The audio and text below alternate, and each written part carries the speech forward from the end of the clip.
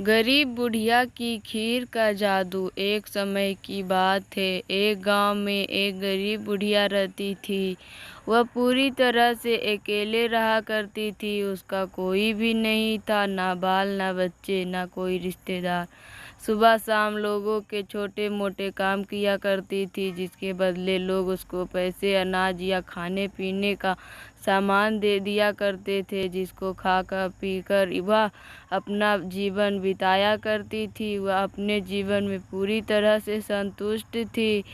भगवान से किसी प्रकार का कोई गिला भी नहीं था। दूसरों के सामने सामान के कारण बुढ़िया का घर पूरी तरह से सामानों से भरा हुआ था। एक बार की बात है, वो अपने घर को खोलकर घर के सामान को धूप दिखा रही थी। समय वहां से दो चोर जा रहे थे।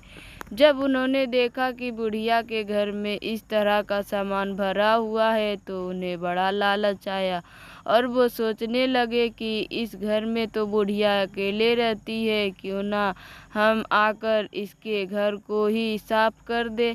माना कि सामान पुराना है, लेकिन कुछ तो पैसे मिलेगा और यह बुढ़िया अकेली हमारा कुछ बिगाड़ भी नहीं पाएगी। चोरे ने बुढ़िया के घर को अच्छी तरह से देख लिया और समझ लिया कि उन्हें किस तरह से बुढ़िया के घर की सफाई करनी है। उसके बाद चोर अपने घर वापस चले गए। बुढ़िया बेचारी को सपने में भी यह ख्याल नहीं आया कि उसके घर में भी कभी चोरी हो सकती है, क्योंकि उसके घर में खुद के उसके कपड़े तक उसके नहीं थे। सब कुछ गांव वाले उसे दिया करते थे, जो वह अपने घर में रख लेती थी। खैर, कुछ दिन बीत गए और एक दिन रात में चोर अपने दो साथियों को लेकर बुढ़िया के घर पहुंच गए। कमाल की बात यह थी कि उस दिन सरपंच ने बुढ़िया को चावल, दूध और चीनी दी थी और बुढ़िया बहुत खुश थी। बुढ़िया ने खुशी खुशी अपने लिए खीर बनाई और खीर बनाकर वह उस खीर को चूल्हे पर रखकर सोचने लगी कि अभी तो खीर बहुत ही गर्म है, जबकि थोड़ी ठंडी हो जाएगी तब आराम से खाऊंगी। और बिस्तर पर लेट गई और खीर के ठंडा होने का इंतजार करने लगी। लेटे लेटे उसे नींद आ गई और वो सो गई और जोर जोर से खर्राटे लेने लगी। चोर बाहर खड़े थे। बुढ़िया के खर्राटे की आवाज़ सुनते ही उन्होंने सोचा कि चलो, अब रास्ता साफ हो गया है और अब हम आराम से बुढ़िया का घर साफ कर सकते हैं। वह सब जल्दी जल्दी आकर बुढ़िया के घर में सामान तलाशने लगे, परंतु बुढ़िया की बात यह थी कि उन्होंने जो देखा था वह बिल्कुल गलत था। बुढ़िया का सामान से भरा हुआ था, किंतु एक भी सामान साबुत नहीं था।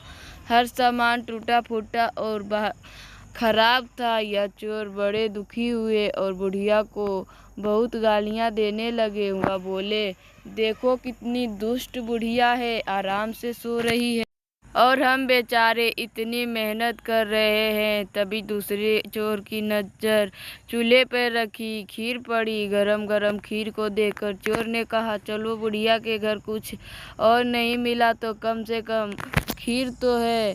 और वो उसको खाने लगे। जब वह खीर खाकर जाने लगे तो उन्होंने थोड़ी सी खीर बुढ़िया के लिए छोड़ दी, किंतु जब उन्होंने बुढ़िया की तरफ देखा तो उसका हाथ खुला हुआ था, जैसे वह कुछ मांग रही हो।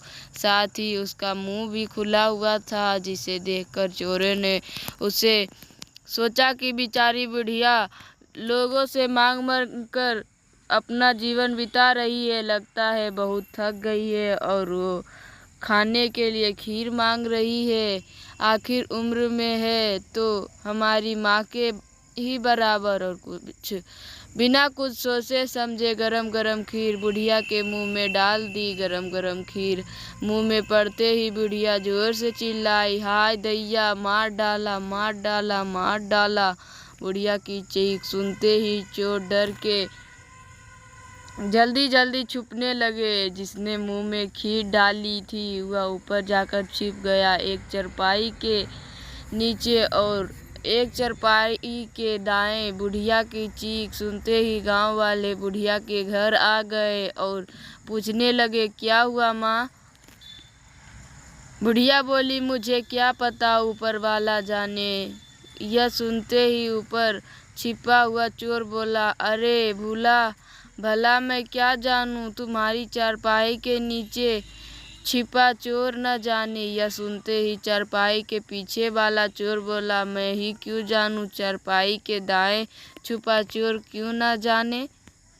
और इस तरह से तीनों चोरों ने खुद ही अपना पता गांव वालों को बता दिया और फिर गांव वालों ने उन्हें पकड़कर खूब पिटाई करी और वापस भेज दिया। उसके बाद से चोरों ने कान पकड़ लिया कि आज के बाद कभी नहीं चोरी करेगा, चाहे कितना भी कोशिश करे अपने आप को छुपाने की, लेकिन वह फिर भी पकड़ा जाता है। इसलिए हमें कभी चोरी नहीं करनी चाहिए और अपने बच्चे को भी यही सीख देनी चाहिए। धन्यवाद। अगर मेरी कहानी पसंद आए तो मेरे चैनल को सब्सक्राइब ज़रूर कीजिएगा।